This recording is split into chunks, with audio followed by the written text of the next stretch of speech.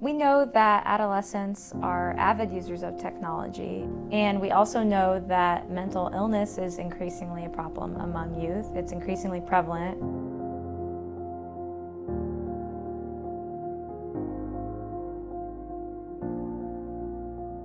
How do we identify those opportunities for technology to serve a really helpful role? We've always been thinking about the role of youth as advisors, as collaborators, and as colleagues.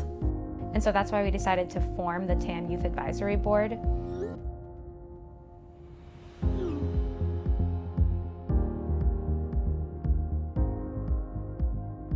And so this is a group of youth, most of whom are local to Madison or the surrounding area, who have themselves identified as passionate about the topics of mental illness and mental wellness. And they're also willing to speak up and to sometimes share difficult truths. So on the Youth Advisory Board, we are asked questions by researchers. What do we think are pressing social media platforms or pressing mental illness issues too? And kind of just ask us questions like, what is our opinion as youth?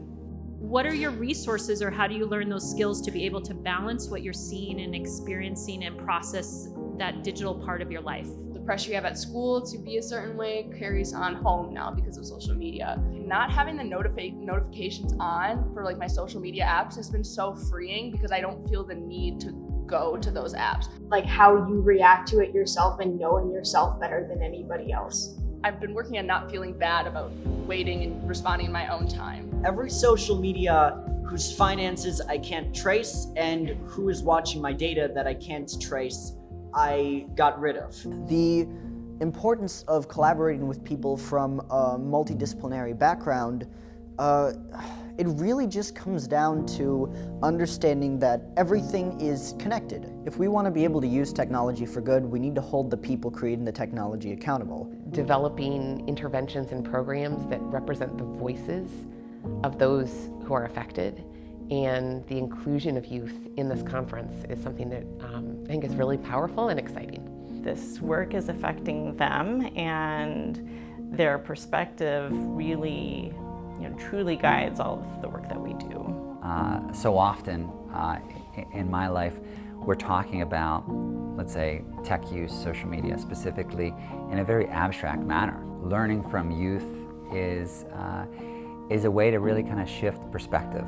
I have become very passionate about this because, especially in my town, we've dealt with a lot of suicide, and so it's very difficult to cope by yourself. Mental health and mental health awareness and just being more able to discuss it is incredibly important in taking steps to better society. And seeing the way that social media affects everyone and their mental health so differently, but so profoundly, is really exciting and interesting for me, and I want to make it better for these people that I care about. So one of the trends I see among my friends is they're not able to unplug and set their phone down. They're constantly using it throughout the day and even throughout the night. It's almost like people feel like required that they have to really keep up every single day with these friends. Like Snapchat has the streaks, and so if you send a picture to that friend every single day, you're growing that number. And like my friends, it turned into where like they just wanted that number. If you're disconnecting yourself from your phone, just let it go. The number can come back. As everyone at this table really has pointed out, the lengths that people will go to maintain this entirely arbitrary number. I'll admit, I'm that friend that Maggie and Sienna are talking about.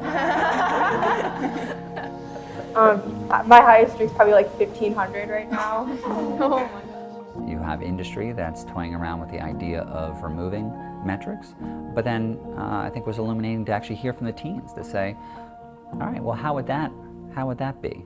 I see these as band-aids, really. I see streaks, patches. If you really want to go after it, you have to understand that social media is an economic institution and a business fundamentally. I think it's really hard to balance safety online with connection. I don't look at the likes, but I know a lot of my friends, I think they view self-worth to the likes. Where do you see the strengths of technology? Where do you feel like we know there are places where it really can help people connect? I have a private story on my Snapchat, and I can post a rant, I can post a video of me maybe crying over calc homework.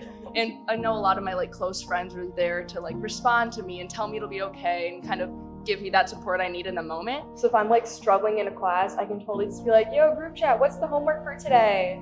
And they'll all help me out. Finding a way to make creating popularity and creating discussion around good mental health.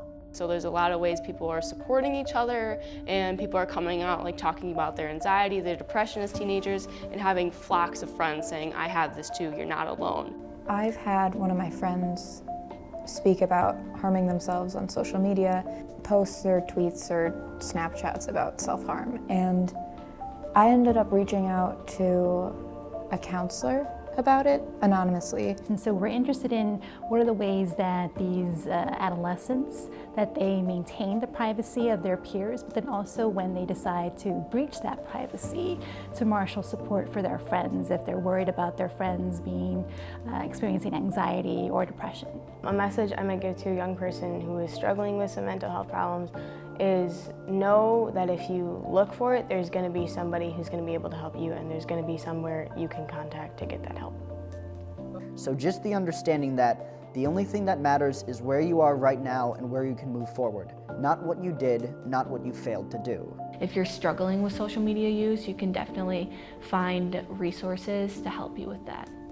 The Youth Advisory Board in TAM not only provides these youth with an opportunity as well as providing us with an opportunity to hear their voices, but also goes on to inspire other youth who might want to be involved in research, who might want to lend their voice in this topic of technology and adolescent mental wellness. Who are designing new technologies and thinking about their mental health impact, folks who are doing hands-on work with youth in their communities. Technology is becoming such a big part of our lives that no matter what your profession is going to be, it's going to involve technology in the future.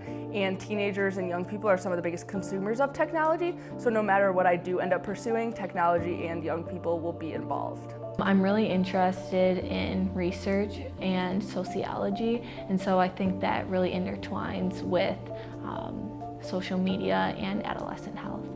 I want to use mental health and technology in my career, maybe as becoming like a psychologist. So it's all tied together, so as long as I'm interacting and making connections and meeting nice and interesting people, I'm succeeding. And so I think definitely looking at like, you know, how can we create a better outlet and a better system? I think that with all the research that's happening right now, things are going to be more open as long as you surround yourself with a good group of friends who are positive influences. The only trend that you're going to have is a positive one.